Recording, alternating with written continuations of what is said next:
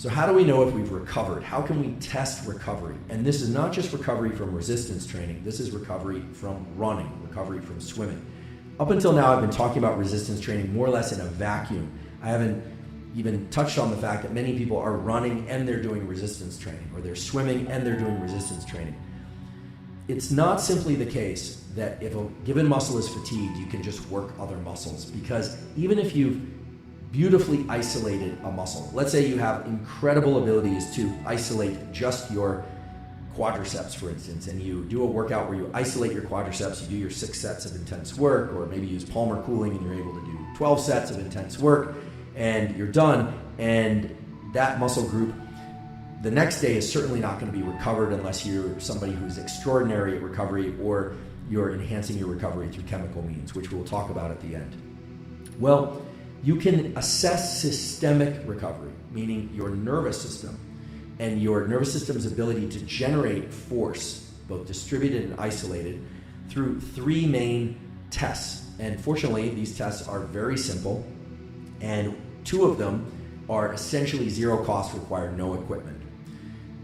HRV, heart rate variability, has made its way finally into the forefront of exercise physiology and even into the popular discussion. I've talked about HRV before, how when we exhale, our heart rate slows down because of the way that our diaphragm is connected to our heart and to our brain, and the way our brain is connected to our heart. When we inhale, our heart rate speeds up, and that is the basis of heart rate variability. Heart rate variability is good. It means that you're breathing properly, and when I say it's good, it means you want a lot of heart rate variability. You don't want a heart rate that is high or low consistently over time.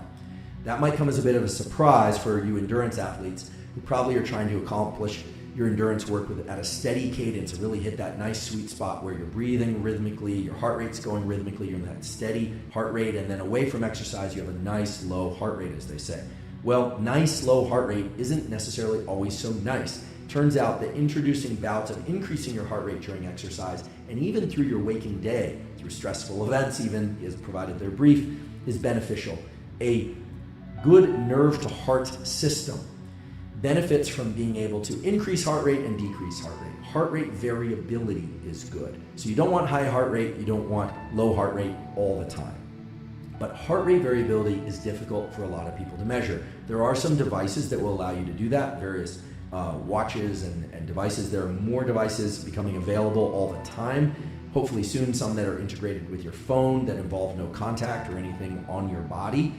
But those do carry some cost, and they are not perfect yet. The measures of heart rate variability that one can use while in movement are still in the phase, I would say, of technology development where everyone isn't using them. Let's leave it at that. There are 2 measures, however, whether or not you recovered, that you can use first thing in the morning when you wake up, maybe after 5-10 minutes if you like, but ideally right when you wake up, in order to assess how well recovered you are, and therefore whether or not you should train your whole system at all that day. The first one is grip strength. Grip strength, the ability to generate force at the level of squeezing the fist, or squeezing down on something, might seem like kind of a trivial way to assess recovery, but it's not, because it relates to your ability to use your upper motor neurons to control your lower motor neurons and to generate isolated force. So that's really what you're assessing when you do that. Some people will use one of these grip tools, or there's Costello has this toy that's shaped like a donut, and it's this hard rubber. And I've tried this before. If I've been working really hard, not sleeping very well, or I've been training a lot, any one or combination of those things, my grip suffers. I can't actually squeeze that thing down as much as I can. Costello, because he was born with a 24-inch neck, and even though he's never touched a weight, somehow he can just clamp down on that thing, and it just, he can turn it into a pancake with ease, and he likes to chuckle while I struggle with this thing. But on a good day, I can squeeze this thing so that I eliminate the hole in the donut, so to speak. You can also take a floor weight and, a floor scale, and squeeze the scale and see how much force you can generate. I would do that as a baseline to establish what you can do when you're well rested. And then if you do that in the morning, you can see whether or not you're able to generate the same amount of force, or you could use the rubber donut or something. A lot of this is very subjective. With the scale, you're really trying to assess whether or not you can generate the same amount of force. If you start seeing a 10% or 20% certainly reduction in that, That's concerning. It means that your system, your nervous system as a whole, it's not necessarily fatigued.